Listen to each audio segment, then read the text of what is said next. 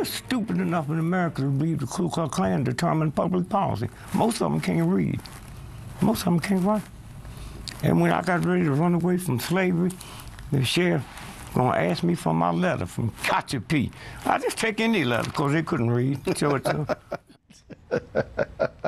That was Dick Gregory right here, NewsOne Now, in November. All right, folks, one of the issues he often talked about dealt with the issue of race in America.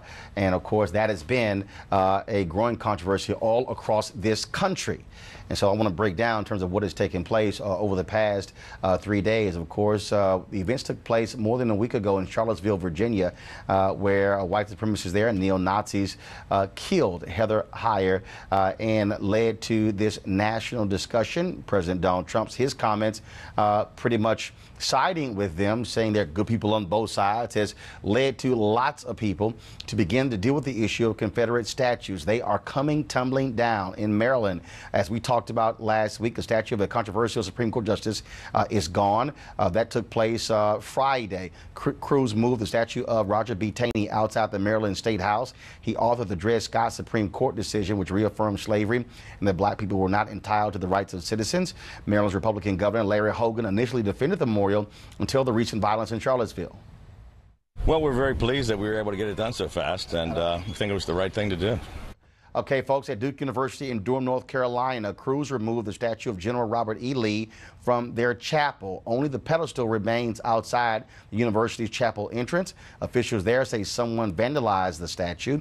In Lexington, Kentucky, city council members unanimously agreed to support the relocation of 2 Confederate statues from the downtown area. The Kentucky Military Heritage Commission must now approve the relocation of the statues. In Franklin, Ohio, a monument honoring Robert E. Lee is now gone. The city removed the statue because it was located in a right-of-way, which by law has to remain clear. Yesterday, protesters gathered where the statue once stood, demanding the city return it. Even with all those removals, there are 1,500 places dedicated to the Confederacy across the country, which includes more than 700 statues. Now, New Jersey Senator Cory Booker is on a mission to get 10 Confederate statues out of the U.S. Capitol.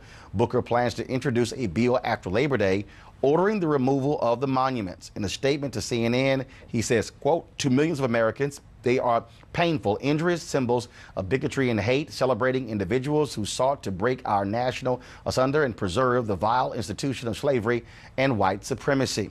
Folks, now vandals in Phoenix, Arizona tarred and feathered a statue of Confederacy President Jefferson Davis, and at the state capitol, someone spray painted a memorial to Arizona Confederate troops. Now, in Asheboro, North Carolina, members of the NAACP there want leaders to remove a Confederate statue outside of the courthouse. During their vigils, protesters in support of the statue tried to confront the group.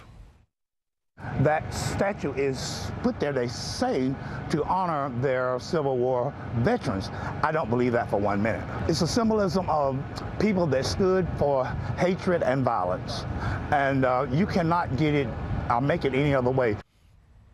In Memphis, Tennessee, but protesters clashed with police officers as they tried to climb a Confederate statue and cover it with a sheet.